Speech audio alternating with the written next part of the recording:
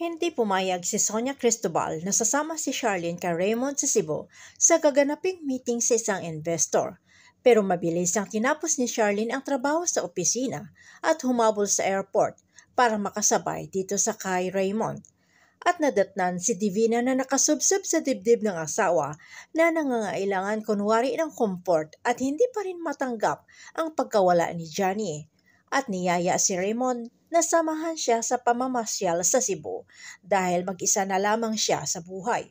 At nakiusap rin sa kay Raymond na magkatabi ang kanilang upuan para may kausap siya umano. Pero nauwi sa wala ang mga plano ni Divina na akitin itong si Raymond nang biglang dumating si Charlene na humahangos at nakita ang mapangakit na Divina. Kaya malakas ang boses na sinabihan ito si Divina na kung pwede ay kukunin niya na ang kanyang asawang si Raymond.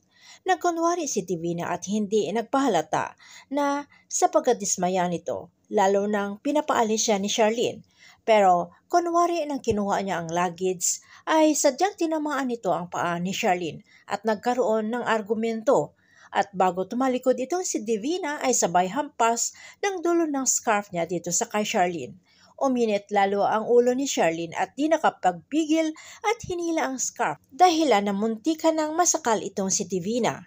At sa pagtatalo ng dalawa, lalo nang isinumbat ni Charlene ang pilit na pagpalapit ni Divina kay Levi na sagot ni Divina ay hindi mabuting ina si Charlene. Dito sa kay Levi, dahilan na ang pagtatalo ay nauwi sa sakitan, kaya hinold sila ng airport security at hindi na nakaalis papuntang Cebu.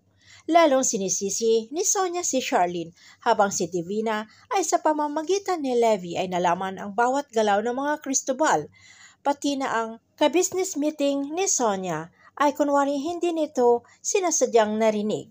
Ang pag-ayaw ni Mr. Atienza na mag-invest sa kumpanya ng mga Cristobal at ayon kay Divina na lumapit dito sa kay Mrs. Sonia Cristobal ay willing siyang tumulong na mag-invest. Lalo lamang lumapad ang ngiti ni Sonia dito sa kay Divina na noon pa man ay magaan ang loob nito sa babae. Ito na kaya ang umpisa ng pagkasira ng pagiging mag-asawa nila Raymond at Charlene dahil sa unti-unti nang nakapasok si Divina sa buhay nila. Abangan na lang natin ang susunod na episode dito sa Prinsesa ng City Jail.